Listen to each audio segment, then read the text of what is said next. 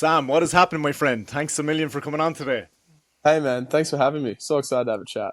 How you doing? To start things off, first I want to say, man, your content is an absolute breath of fresh air. And even though this is my first time actually chatting you, I feel like I kind of know you nearly all my life, to be honest. It's mad. But like to anyone that doesn't know you, could you just give us some insights into who exactly is Sam Witness as a person and what is he all about? Absolutely. Well, I mean, from the start,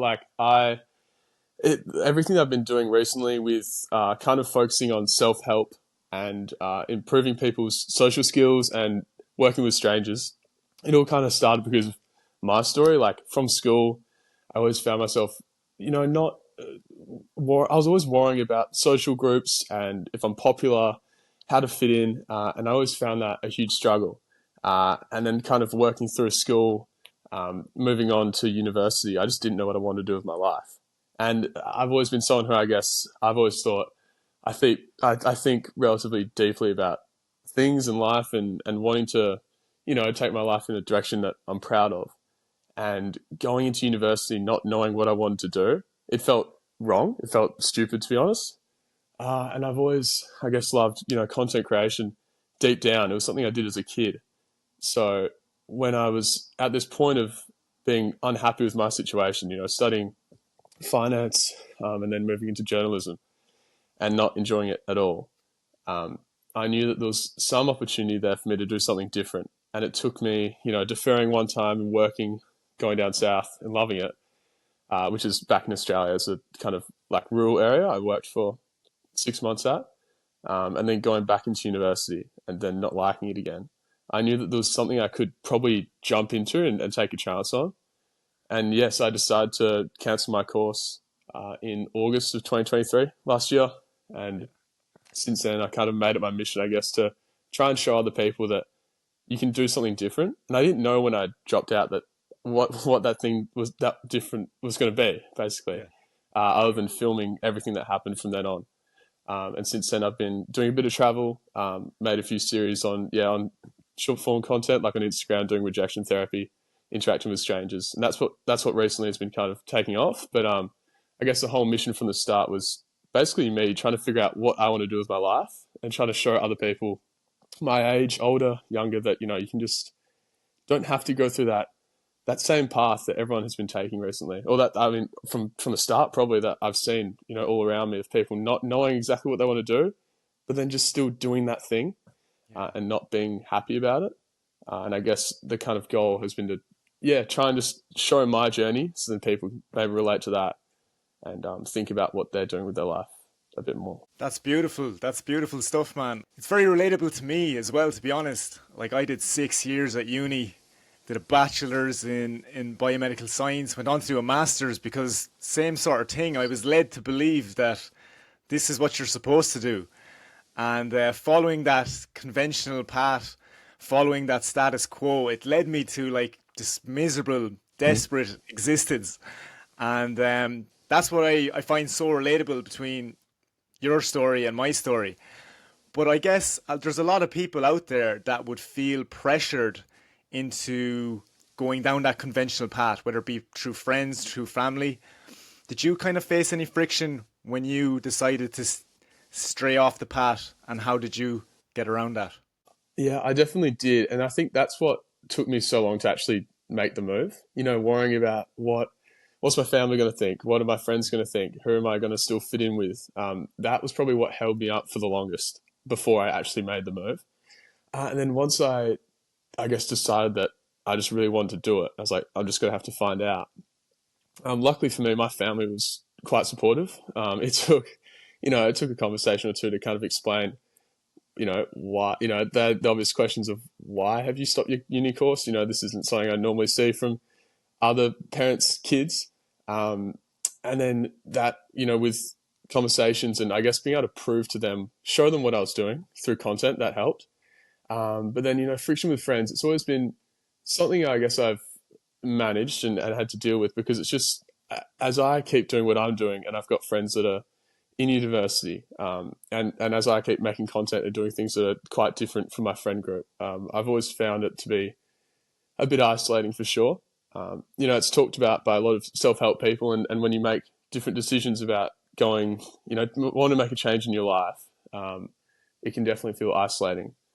And that's something that I've definitely been trying to manage. But I guess it's just the more I've been doing this as well, it's been bettering myself. So although it's been a bit of a challenge, kind of dealing with how does that look, to my family, to my friends, and what do those relationships kind of look like now? At the same time, it's been such a benefit to myself that I don't know. I feel like I'm getting better at dealing with it at the same time. So I mean, to be honest, it's kind of like a trade-off, but also a different nuance of doing something different that you just kind of have to manage as you go. I think it's valuable as well. It helps you realize who your real friends as well. Who are those people who don't judge you for what you're doing that's different as well. Because especially with what I've been doing, I've been making TikToks and social media content. It's definitely put a spotlight on people who actually aren't as good of a friend as I thought they were. Yeah. And at the same time, on the other end of that, it's showed me that some of my best friends are really my best friends, which is really, really good as well, really supportive. So, yeah. That's brilliant. And a quote that comes to mind, I'll probably end up butchering it some way, but it's something along the lines of, if you think the cost of change is bad, wait till you get the bill of regret. And that is kind of my biggest fear, to go through life and to think, what if I did this? What if I took the chance? What if I took the risk? What if I started the business? What if it could be anything, any asset of life. And Absolutely. you're definitely a testament to what can be achieved by putting yourself out there. But I guess for a lot of people, it is very, very intimidating. The unknown can be very scary, and as well as that, I guess fear is a mile wide and an inch deep. But how did you get over your fears of putting yourself out there at the start? Because I know from my Yeah. point of view, it wasn't simple. No, it definitely wasn't. And it took me, oh God, I'm thinking back to there was so much friction for that first post, like so much friction for that first, especially on Instagram, because when I started my own TikTok account, it was a new one. I felt like I didn't have many people who knew me on it. So although that was scary and I was putting myself out there, so that, my face on the camera, it wasn't straight to my core of family and friends, everyone from, school. And I guess that it kind of came back to that, looking at all the social groups and how they would see me. So then that big one was, Instagram, making that first kind of a reel, me talking to the camera and saying, my name's Sam, I've dropped out of university, I'm going to show you what I've been doing. And then, telling people what I'm going to do and having to live up to that. That first post, I just went for it. I just tried to not think about it, hit post, and then put my phone in my room and just went for a walk because I just didn't want to face looking at it. So it's been a huge challenge for sure. And that, it's like that thing where I don't know what other way there is other than through. You have to just have that moment where you just go for it. And I think rejection therapy as a general thing also embodies that. Having a moment where you're feeling nervous and you're scared, all you want to do is pull out of that thing. But if you know that it's like, this is what I want to do and I need to go for it, you have that moment where you just decide in your head, bang, and you just do it. You realize as you come through it after that first experience that it's not that bad, So for my first post, like I got a couple of comments and they're all like, nice, good on you. I'm keen to see this. That was about it. People liked it. People probably maybe shared it to their friends in group chats or something. But it's nothing that affected me at all. And I think for the vast majority of things that you're most afraid of, there's probably not a huge negative outcome once you do it. It's just the classic thing of worrying. You're always worrying about all the negative potential things that could happen and kind of missing all the good things that could happen from it as well. So if I didn't, if I let that fear take over the content I wanted to make, then I wouldn't have done any of this. And I've learned so much from doing it internally. And then also, you get a bit of external reward and validation from it too. But it was just a matter of doing it. And it's not like, it's not a nice piece of advice where there's some like 3-step formula to like overcome fear. But I guess it was that friction was there for so long, you know, and I knew that I wanted to do something. It's like, how long can you live with wanting to do something and not doing it? And it came to a point where I was like, I just have to do it and find out what that fear is all about. And then that fear wasn't about too much in the end, really. So It's yeah, the gas, only way man. is Like, through, I feel like. yeah, for sure. The only way is true. That is so true. But I heard a good one about fear, an acronym for fear being fictional evidence appearing real. And it's gas how you play all these worst case scenarios Yeah, out in your head. But like 80, 90% of them, absolutely. they don't even happen. Like it's outrageous. But yeah, once you do Yeah, go through and you realize what's on the other side of that fear, I think there's so much personal growth to be attained from that. And yeah, you seem to be doing a fantastic job. So fair play, man, fair play. I just want to touch on your series, Rejection Therapy. So for anyone that doesn't know what all this was about, could you give us a little bit of insights into what motivated you to start the series? Yeah, what were your kind of biggest lessons I get from doing it too? yeah, for sure. Because that's been my kind of main thing recently. So no, I'd love to get into that because I mean I saw it for the first time on TikTok actually like 3 years ago, and it was just this guy, this American bloke, you know, talking to his camera saying, "I'm doing rejection therapy for a month," and every day he'd go up to a stranger, based on the comment requests he'd get on TikTok, and basically ask some uncomfortable question where you expect the answer to be no, like pretty sure it'll be no. So that's like, I think the first one I saw from him was asking at a store if he could get a tour of the back room, you know, and then the person basically went, why? And then he had to try and explain why and saying, oh, I'm just, I don't know, curious.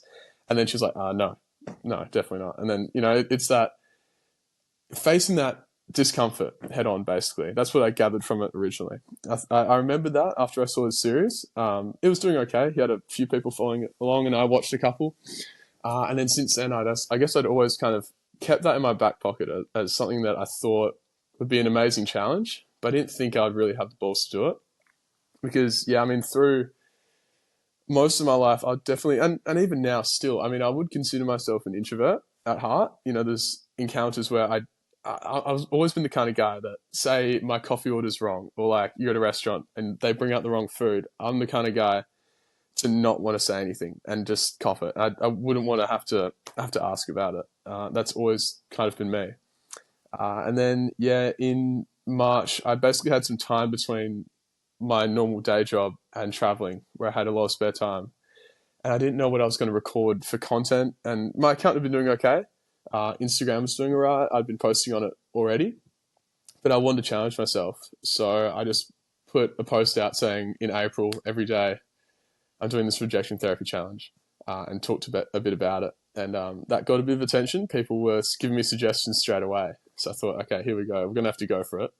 That great thing of social accountability, you know, telling people you're going to do something, it makes you do it. So then, yeah, from the start of April, every day for that month, I was doing rejection therapy challenges. So the first one that had been, I did basically a poll on my story, giving people options of what they wanted me to do. The first one was to ask a stranger on the beach to build a sandcastle with me. And that first one was really scary. I was so nervous. And he was confused and said no. And then I posted about it and how I felt after. And then from there, doing that every day, having people again on my story vote in a poll what they want me to do, and sharing my thoughts after each rejection. So asking for free coffees, seeing the back area of a Coles, which is an Australian store, all these things, and doing, if you're happy, you're not, clap your hands in a cafe. Just different social challenges that just make you uncomfortable. That gained a lot of traction on Instagram. And since then, I haven't been doing them every day from now, but I've been doing a few while I travel as well. And that's basically what the challenge is.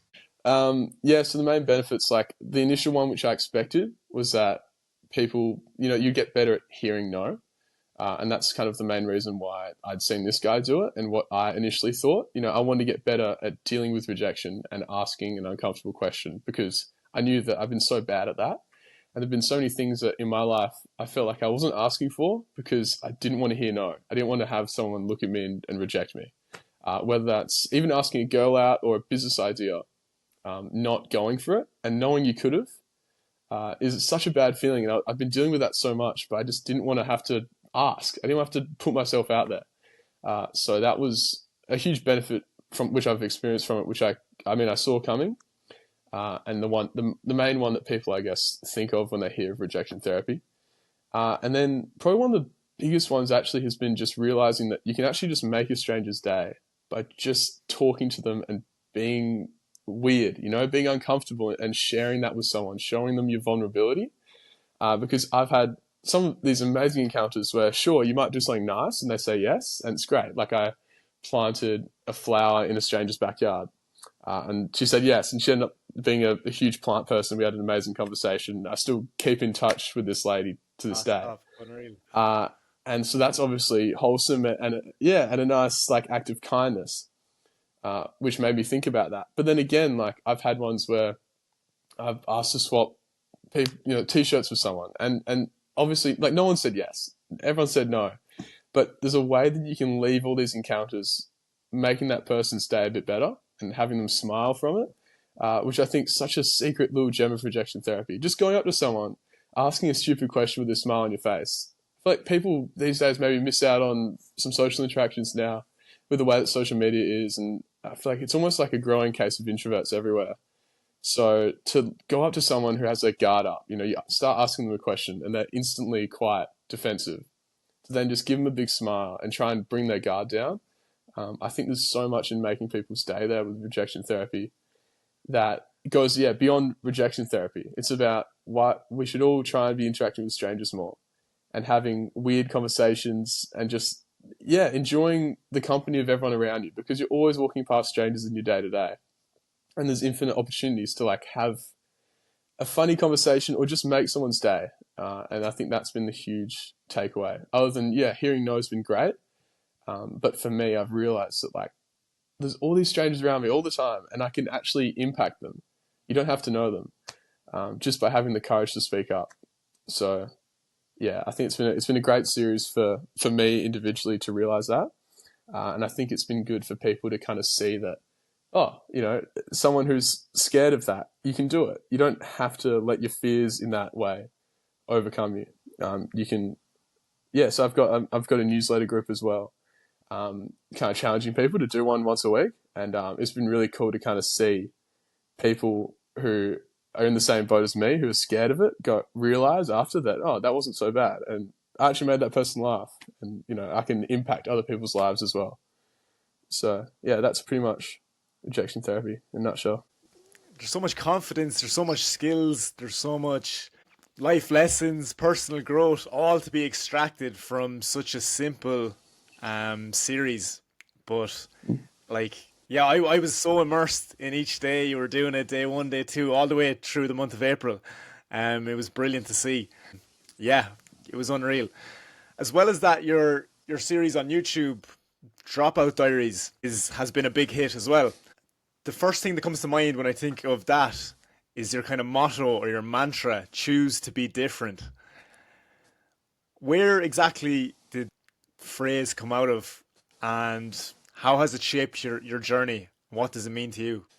Yeah, choose to be different. I couldn't actually tell you when I thought of that or what made me write that. I actually can't remember, but it's always just, I guess, embodied the idea that taking a step off the known path and how valuable that is, especially for people who, like me, and I think like a lot of people, don't want to be doing something and they're still doing it because everyone else is doing it. Choosing to be different when you have, it's not necessarily choosing to be different for the sake of being different, but because everyone's different and you are different inherently. So with my YouTube series, I felt like I've always felt different, and I've embraced that by making the series and by leaving uni behind and doing my own thing and sharing it with other people. And on social media, the exact same thing. So the whole choose to be different motto is just a reminder for me and people watching my content that you can do something that's off the beaten path, and I feel like my content is quite clearly that. I feel like there's not a lot of 20-year-old Aussies who, are in, again, even for me, like a middle upper class upbringing, so expected to do, things that reflect my skill mark, just posting content on the internet and traveling, and not doing what their friends are doing. And I really want other people to realize that they can do that too. So my YouTube series kind of embodies that, because every week is basically just a vlog of what I've been doing. I try and keep it kind of topicless, and just showing where my journey's at. So, I mean, right now it's been quite, I would say, more entertaining because I'm traveling. I'm currently in Europe. But before then, it was literally just a lot of the episodes were me at my desk, back home, saying I had a bad gig today. I'm trying to make a bit more money and it didn't go very well. Or, trying to just answer a few people's questions, or complaining about the fact that I got a bit of, a little bit of hate or something like that. And just keeping it really authentic. So the YouTube videos have been like a great way of me having quite literally like a dropout diary. That's why I called it that, because it's hopefully from here on, a diary entry each week, into how everything's been going for me. So yeah, that series and with the Instagram has been a great way of kind of me getting to track everything I've been doing as well. And I guess it's all very different. It's so different to also how I was living my life before. And I feel like since I've been being different, everything's become so much better because I'm in alignment with myself. And I just want people, I guess, to realize as well that they can do that too. There's things that I feel like everyone loves deep down, things they're passionate about that often just they don't get brought up to the surface because they're kind of, I guess, pushing them down because of the expectations of other people and wondering what other people will think of them if they shared that with the world. It doesn't have to be content creation, it doesn't have to be posting TikToks. It could just be doing what you love and not caring about the fact that some people will project their insecurities onto you because you're happy. And I think that's a huge part of it as well. There's so many people that, respond well to it. And then there's others that I guess it hits a bit of a soft spot, the things I talk about, because it's hitting on the fact that that's potentially what they could be doing in their own sense, doing something that's not on the path of what their parents have encouraged them to do. And it's so hard to get off that. But I feel like once you, choose to be different, choose to be yourself and do the things that you love, I believe pretty strongly now that that's how you can change your life really quickly. And I think doing it while you're young is best as well, and just going for it. So that's why I've kept it up in my bio. I think it's a good reminder for me and hopefully for everyone else to just, quite literally just choose to be yourself and choose to be different. Yeah. The first thing that comes to mind as well is just like be your true, authentic self. That is where your happiest, your most fulfilled existence or Absolutely. life will be. But I think it definitely takes a bit of work, a lot of work to get there. Once you realize that you're not going to be good at the start. It's like a skill. It has to be practiced. The reps have to be put in. Some reassurance is that the more reps you put in, like any skill, the better you will get. That is for sure. If someone doesn't really know you, Sam, and they look at your socials, they might kind of come to the assumption that all this has came easy to you. Like you have over 30,000 followers on Instagram, over 4,000 on YouTube, and I'm not sure about TikTok, but I'm sure you're killing it over there as well. Is this the case, or what kind of challenges, what was, say, the biggest challenge? Because I know for me, consistency is the aim of the game, but I think it's why so many people, they struggle so much. The fact that you really have to show up every single day. Yeah. Oh God. I mean, and look, to start, I mean, my socials have only really taken off recently in the last month or two because of rejection therapy, maybe 2 months. And I've been doing this for about a year now. So consistency was definitely the name of the game. And, I guess people, for sure would see that I've got more followers now and maybe put me in the same kind of boat as other creators that look like they just have it sorted, like they've just they've got it. They've figured it out. Must be easy. Must be nice. From the start, my biggest goal was to be consistent for sure. Like I haven't missed a Wednesday YouTube video, and that's been something that has been probably my number one focus. Like I will not miss posting on a Wednesday. And I've had different goals on TikTok and Instagram as well with daily posts and keeping up certain streaks. And I think the thing that got me through all of that was just knowing that even when you don't feel good about it, it's just about showing up. There's been so many weeks, there's been a couple in particular on YouTube that I made videos that I guess I wasn't that proud of, but it was just that I'd had, say, a shocker week. I'd been working the whole time.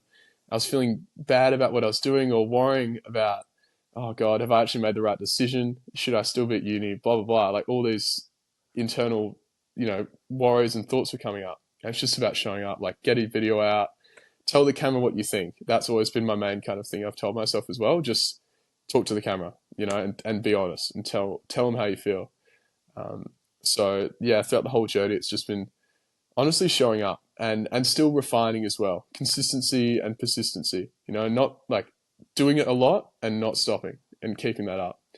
And then refining, yeah. So like looking for different opportunities. Like I knew that rejection therapy was something that could take me somewhere, and I decided to just go for that. And I'd done other things before that hadn't worked out as well, So I guess it just, yeah, I'm sure it looks like to a lot of people that I've got the following and maybe it's been easy from the start, and maybe a short, quick success. And sure, like rejection therapy made my followers go up really quickly once it took off. But I had, 9 months before that when nothing was really happening. And I guess that also comes down to a love of what you do as well. Like I love making YouTube videos. That's my number one. Like that's what I love to do. I don't feel restrained by any hitting the algorithm, any, getting the hooks in there or being under 60 seconds. That's where I get to just pick up the camera and then edit to exactly how I want to. So if you can be doing something that you love and you really love, like to be doing that thing, if you believe in it as well, and that can actually help people, then I think you just have to not stop and just keep trying to improve it. And I mean, that's been the formula for me so far. I can't speak on everyone, but that's what's made me get the external validation as well, but also what's led to me actually enjoying it. Because you don't want to find out that you don't like something once you get a few followers, because then you feel like you have to keep doing it as well. So, yeah, if anyone's in the same boat with content or just trying to let that passion grow, hey, if it's your passion, just don't stop. Pretty much, I'd say, and just keep trying to improve. Yeah. A friend told me a good quote there not too long ago. I think it was 2 weeks ago, but he said, patience and perseverance would take a snail to Jerusalem. And it kind of doesn't make sense, but it kind of does at the same time. Like, if you just stick with it long enough, you'll Yeah. get there. Just to finish off, Sam, I'd love to pick your brains on what is your vision for the future, your goal for this year, 3 years' time, 5 years' time, and yeah, how are you going to get there? Yeah, look, I mean, like every goal I've had so far, in short term at least, I feel like they always change. And that's being real, like from the start, I haven't known exactly where everything's going to go. And that's been the fun of it as well. Like, I mean, at least for, say, the last couple months, I didn't think that a series called Rejection Therapy was going to be what was going to get me to more of a following. But really from here on out, the North Star for me, at least, is trying to just help people who are in a similar position to me and any position just to figure out what they want to do with their life. Speaking for a North Star, that's pretty much what it is. And finding, solutions to be yourself, in a world where people feel really trapped in living up to an image that's been kind of forced down on them. And look, to be honest, I couldn't tell you exactly how I'm going to achieve helping as many people as possible with that. I feel like right now I'm taking good steps to it, and I think the content I'm putting out now does help people with that. But from here on out, that's definitely the North Star. And in the future, I'm thinking about trying to make some communities and groups to push people individually into being their best self, but also just not being constrained to what they feel like is being weighed down on them by society, and doing really what they want to do in life and finding a way to make that their career and their passion. Yeah, again, how I'm going to do that, I couldn't tell you. I'm not too sure. But from here on, I'm not going to stop making those YouTube videos every week. I want to keep showing the authentic reality of what I'm doing. You know, when things go well, like they have recently, and then when things are shit, like I'm sure they will at some point in the future as well. Like, I mean, look, the other day I got a lot of things stolen. So best believe this next YouTube video, which is filmed just on my phone, I'll be telling people all about that. So staying authentic is the big goal as well. You know, I want to make this real because I know that there's content creators and people I've looked up to in the past who it doesn't actually come off as real. You know, you look at them and you think, is that really them? You know, what are they showing to me? And I want to make sure that I'm showing to other people myself at all times. You know, the real Sam that's been an introvert who hasn't known what to do with his life is kind of figuring it out now, but still doesn't know where everything's going to go. I want that to be as open as possible, and I think that's something that people gravitate to as well. So yeah, if I can still be doing vlogs in a couple of years' time every week, that would be amazing because that's what I love to do as well. And hey, keep the rejections going. I need it as much as anyone else to keep doing those to push myself. So I'm in London right now, so I think I can get some nice rejections over in the city as well. But yeah, I mean, you might have to ask me again in a year, what's the next goal? Because something in there might have changed, but hopefully it's always going to stay the same, where I'm just trying to help people figure out what to do with their life, pretty much. Sounds good, Sam. Well, you're doing an absolutely fantastic job so far, and yeah, best luck with everything, man. Best luck. I'm sure you'll get to where you want to be, and you're on the right path for sure. Just want to say thanks a million for coming on. It's been a pleasure, and yeah, hopefully we can do this again sometime. Of course, man. Thanks so much for having me. This has been so sick. Loved listening to your podcast. I've actually binged 2 on the plane yesterday as well. So I love what you're doing too. It's so sick to get on here. I'd love to hop on in the future as well. So yeah, thanks, man. Appreciate it.